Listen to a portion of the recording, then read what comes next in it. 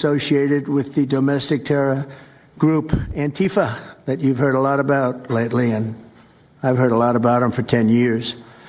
And other far-left extremists have been carrying out a campaign of violence against ICE agents and other officials charged with enforcing federal law. In Chicago, anarchists have surveilled at least 4 local ICE facilities and posted diagrams of the buildings online, meaning nothing but bad, accompanied by photos of specific ICE agents that they're targeting, one in particular who's a top person and a great patriot. In July, approximately a dozen Antifa-aligned militants stormed the ICE facility in Texas and then lured officers out of the building before firing dozens of rounds at police. They were crazy, frankly, shooting one Texas officer in the neck. And in Portland, Oregon, Antifa thugs have repeatedly attacked our officers and laid siege to federal property in an attempt to violently stop the execution of federal law. Everything we're doing is very lawful. What they're doing is not lawful.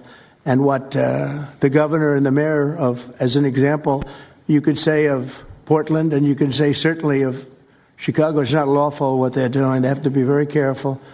In addition, 2 weeks ago, a radical left terrorist in Dallas conducted a sniper attack on a local ICE facility, killing 2 people and leaving behind a note that read, "Hopefully this will give ICE agents some real terror."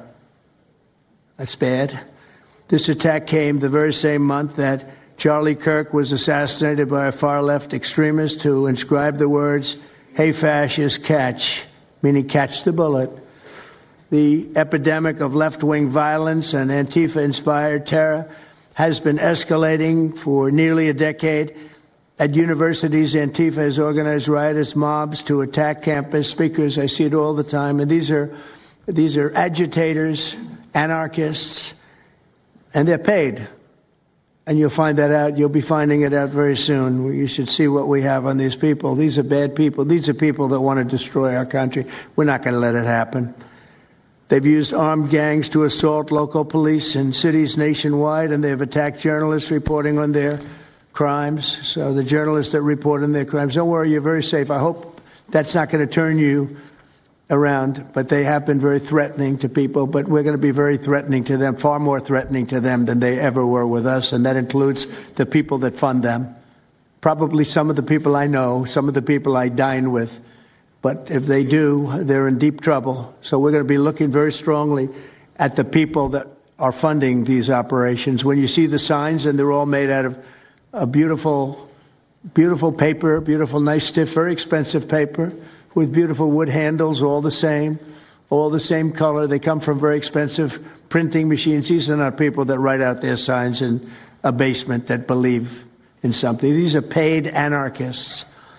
At least 3 of these courageous journalists have personally been victims of Antifa attacks. Andy No has been repeatedly beaten by Antifa thugs for his work in Andy is a very serious person, too, I have to tell you. I've been watching him for a long time.